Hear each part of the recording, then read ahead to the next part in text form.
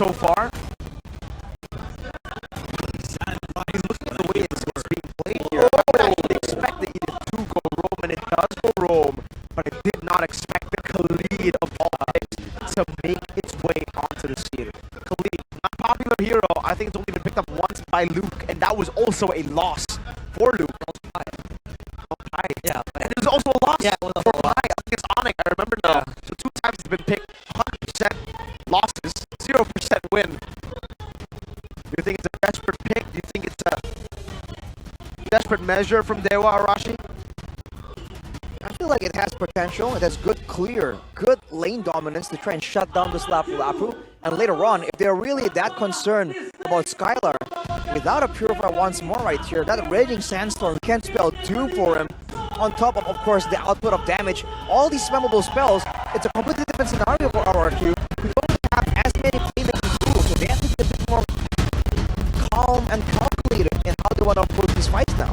The players need to be calm, but all you supporters, you need to start yelling. You need to start showing your support for game number 2 in the land of Dawn. We go. The decider for Rrq, whether they can sweep Dewa, or will they be forced to a game 3. Lanaya versus Iran of the Jungle, the Baksha versus the Frederick. There they go, of course. Been trying to disrupt Lanaya. The purple buff take. That's just going to be him being the disruptive rock he is. Beyond with the Edith now. I think he's going to add more unique heroes to his tally, if I'm not mistaken. Look at the ambulance here by GamesMax. Skylar once again with the tenacity. Watch with the Master Assassin. So he is the one trying to be aggressive. Driano being the main front line, firmness and tenacity. So he wants to be just in the front, engaging and trading around as Vin. Ooh. Quicker and Clay. After almost being able to stun him in his own place, but Vin is there. Shadow, his mid laner. Driano again. Third Shatter will not get anything from that mid altercation. So again, there's a trade of spells and trade of abilities.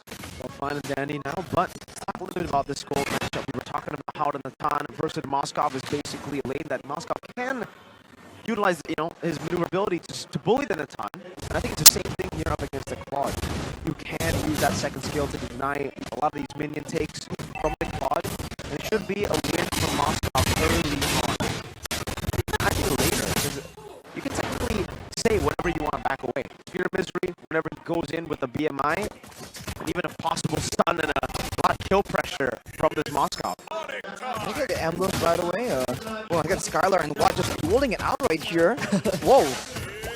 There's a fist fight in the gold lane as on top the teams are both setting up. And then look at Dixon. He does have the contested class, so a lot of extra burst damage he has when it comes to wave clear as well.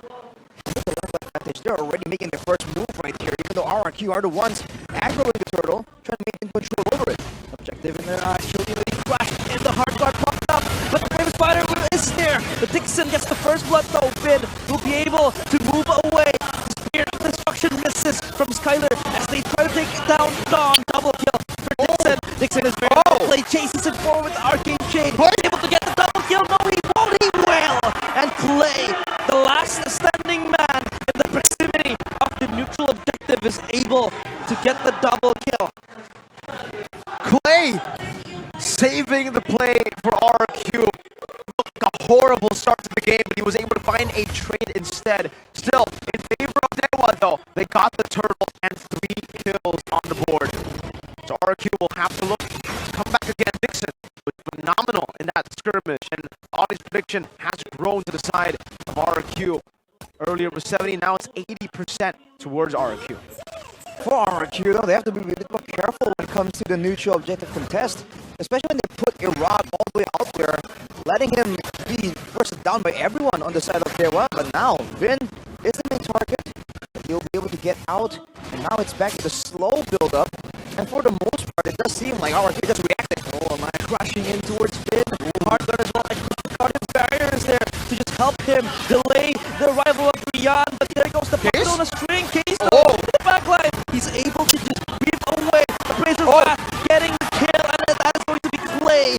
Meanwhile, Watt will join the fray. Tyler in the backline is able to jump forward, and again, Clay collecting the bounties, collecting the kills. We were talking talking about how they still needed to look for a little bit of a comeback there from the win that Dewa got, and they got it instantly. Been able to force out a fight, and now Skylar is doing whatever he wants to the turret. RRQ skirmishing good, Raj stopping any play from Dewa from happening. And now the gold lead is in favor of RRQ. I gotta say, man, the pressure that Clay is exerting right now, winning when it comes to the wave clear, of course, against an Angela, but also always finding the Primal Wrath, matching the extra damage output that Dewa supposedly should have. He rushed for the Necklace of Endurance, and despite going for the Quantum Charge, more sustain, more maneuverability in the middle of fights, he won't be running. He will be suffering from less mana, but he seems to be managing the mana quite well. Oh, Skylar under danger. He's able to weave away, but no, he won't. The chain CC is perfect, but at least RQ get a cross-map play in the turtle. As they zone away Lanaya, this is a sure turtle for Rod. For a second there, I actually thought Skylar was able to flicker out of the Raging Sandstorm too, but it still caught him that last pixel with the AoE stun from Dixon. That will halt Skylar from snowballing, but then Wild charge towards what he will be taken down by Skylar. And that is an important kill towards the gold laner of Dewa, just trying to disrupt his progress, his farm, his gold, and his items. Usually we see both these gold laners virtually untouchable, but now with a single setup tool, instead of just trading blows left and right as Rian tries to save the turret, it might be too greedy. Good dive.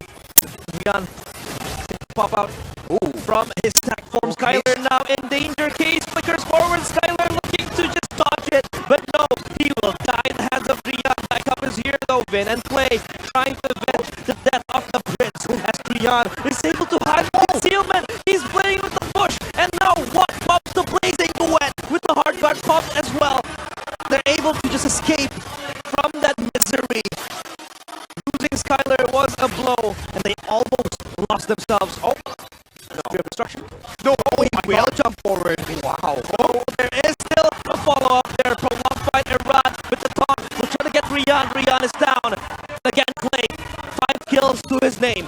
Unstoppable. no, we're not stopping Don! A lot of fights happening in the land of Dawn now. And Dawn pops the bravest fighter, but Dixon is able to flee away. And the action is just not stopping. So many skirmishes all across the map continuously happening. What the heck? Who won that rush? I dare say RRQ, the fact that they came out with a structure and a comeback kill despite losing it out, it really seems like they're using the Spear of Destruction to match the hard guard pressure, which is a weird situation to be in, but RRQ is making it work. Now going for the turtle, they have to go for a fight first though. Lanaya crashing to a danger zone. Raging Sandstorm from Dixon. Oh, but there goes the wild charge of the bravest fighter as well. Turtle is just neglected for now as they fight their way towards the backline. Dawn flees away. Spear of Destruction will hit teleport. Still holding the trigger as Skylar is able to get the turret up top. But the turtle now is going to be secured by Rrq. He jumps forward. But Dewa United is not stopping. Case gets the kill. And Clay pulls one back. The blazing duet will not be able to take anyone down. Clay now is going to be shut down by Rian. A large bounty in the hands of the roamer of Dewa United. Dawn will be here to save his captain. The bravest fighter pops up. But Dewa, they're able to evacuate 2 turrets for Skylar. Across map play, the Crown Prince. During the battle, the chaotic battle in bottom lane, the Crown Prince was sieging the turrets down up top, and they get another objective to translate over that victory. Despite the man advantage that Dewa got, despite more kills that they got, they lost on the objective game. Drian, Oh, Dixon! The hard guard will save him temporarily, but not forever, as Skylar is able to get Dixon under that turret. No minions, no problem. RRQ just out for blood again and again. And the mind games from Skylar, landing the Spear of Destruction, and for once, not going in to follow up with the play. That has allowed him to just clear the top side, confuse Dewa, and despite having a man disadvantage, they were able to get the neutral objective and get a relatively equal fight. And now they go for this bottom side turret. They have pressure and control all across this jungle. Just trying to disrupt RRQ stakes towards this turret, but no, it will freely fall. And the hands of Skylar. Again, the turret demolisher.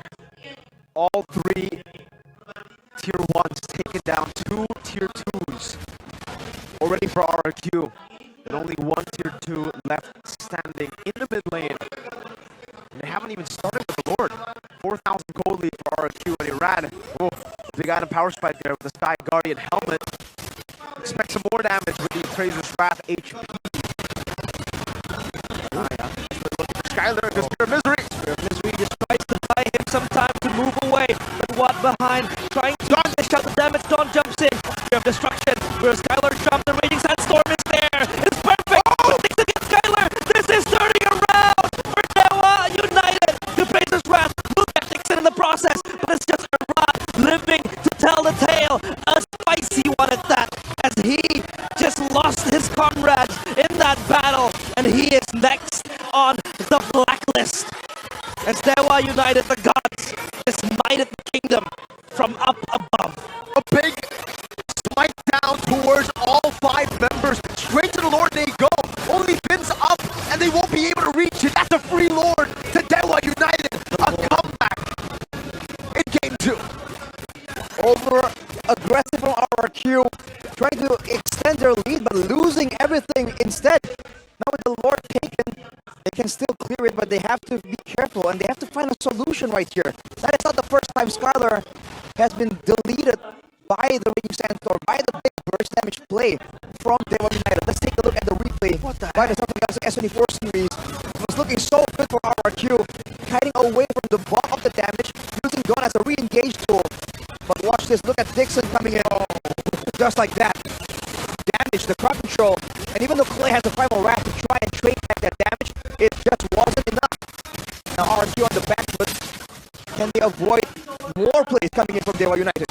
Beyond's just walking into the Lion's Den, but thankfully though he's okay. Dixon looking for a flank angle. Vin could be the next target. No, he's holding his sword and his trigger. They just try to tone down the aggressiveness. It's all good for Dewa. They have dealt with the 4,000 gold lead that RRQ had. Now it's bouncing up. The momentum shifting similarly to game number 1 to Dewa, but this time a different side. Let's take a look at the items, Arashi. Item power spikes wise. That 4,000 gold lead for RRQ definitely led to RRQ getting a lot of big items. But now with Dewa turning that gold lead completely around, are they at a point where they can look for these fights comfortably? In a sense, in a full-on fight, they have the Angela extra sustain, they have the Primal Wrath extra damage. Part of why RRQ were able to be so dominant is because Clay in particular was snowballing so hard in the early game. But this is like the second fight where he is left alone, trying to salvage the fight, and it just wasn't enough.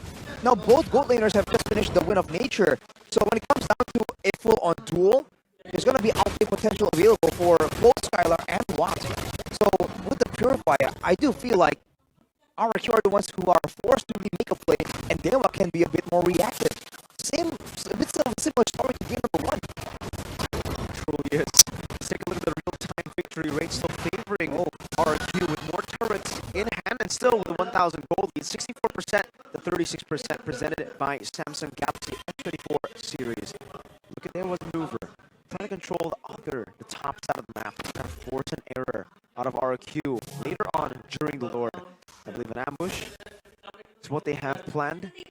With Watt showing up like that, they have 2 members behind. Good wall to stop Drian there. Good banter. Drian, you can't walk for a few seconds. It's all chill again. Both teams are just looking to reset, to look for those waves, and to find an advantage. But RRQ do the same towards the bottom lane. They have notably more control right here. Again, occupying this massive choke point. Of course, there's a chance that Dewa will rotate around, but since they just saw them on the top side of the map, I think they're going to be funneling down slowly right here. The waves for RRQ are just cleared now by Dewa, and it's very much even, but look at Keys already attempting to be that deciding factor. This could be the next big fight. Around this taunts Lanaya, the Guardian barrier will hold Lanaya in place. He's not able to relocate to his teammates. That's just going to be fine, because their main focus is the Lord. As Watt blitzes forward, tries to chop down and chunk down Vin. Lanaya, Shield Unity just trying control around. But no further action taken. Not yet. Still waiting. Trying to reset. Now they pull the trigger. They will go forward. Nolanaya leads the charge for the backline. No, Iran! He gets the Lord, but the blazing duet from one is enough to take down Vin. Their captain is gone. Now, this could be the time where Skylar will run from the flank, but he says, perfect one gets on. Where is Skylar? Where is the Crown Prince? There he is. He gets Dixon, but so much damage. Nature for Skylar is able to go away. One is just shot down. The hard card is there. He gets that double. Skylar forward, but he is just not enough. It is not enough for RRQ. But Iran, the double kill, will be able to tone down the pressure case. 1v1, a top fight in the jungle, and it is won by Iran. The Eradicator, 5 dead guns under his feet, is able to stabilize the condition. A fatal mistake from the Crown Prince. A flicker forward to an onward. But the Eradicator, the executioner of the kingdom, survives, saves the day for the team. Now utilizing the waves to come crashing down to siege the turrets. It's Iran versus the world. Iran trying to siege everything in his hands. The Brazer's wrath will deny Dixon of that fight. And as his name suggests, he is the Eradicator. Oh wow, what a sequence of events from a lost fight salvaged by Irad. But a great call from RRQ to secure that Lord, and without Dixon, less threat for Skylar. RRQ are going to look for something. Is it the base turret, or is it possibly the end? 10 seconds. What a death timers. This could be the end for everything, Crystal. It's in their eyes. They want to bring the prosperity back to the kingdom. But then it's going to be postponed, at least for now. If all else fails, the Eradicator, the executioner of the kingdom, comes into the fray. A moment that looked to be RRQ's demise, a possible full comeback, but now fully back again to where RRQ started. A 4,000 gold lead and a massive turret advantage. Item check, Arashi. In-game equipment by Dunya Games. Gold laners at full items already. Clay though, going for the lightning truncheon. I thought he was gonna itemize to try and take advantage of the primal wrath possibility, but no, he's just going for the regular damage. So even if he does not get the primal wrath, he is still gonna be relevant in this game. Drian though, on the Edith, more tankiness means more damage. He went straight for the Immortal after the blade armor and the reading armor, so he's in here for the long run. He's not trying to mitigate burst damage. He's here to stay in the front as long as possible, as Vin already feeling that late game claw damage. Again, full items including the Malefic Roar. But Skylar has sold his boots. Watt hasn't. That is the single. Now he has. Now he has. Never mind. RGM, right as you say it, Arashi. Oh, on cue. They're trying to burst it down. They might be able to do it. Yes! Reload for RRQ. Shrouded in secrecy. And not even the gods took notice. Blink and you'll miss it. Quite literally. Just like that, 5k gold lead secured again by the neutral objectives and by all the turrets. Now for Dewa, they're trying to mount some kind of ambush right here. That's about the best they can get. Oh, Drian with onwards now, trying to lock down the winner with Truncheon. The same Clay. Oh, this is the spear of destruction, and Clay has to be the victim of that take. Dawn jumps forward, but Watt is just equipped with the hard guard. He's able to blend forward Skylar. He will dish out the damage. This isn't enough. Kings will be able to be pushed back. Skylar again. Hitting, hitting. With the base. Free enough for him. But the base now. Crystal for RRQ. The kingdom. The kingdom has stood bravely. They will not go down.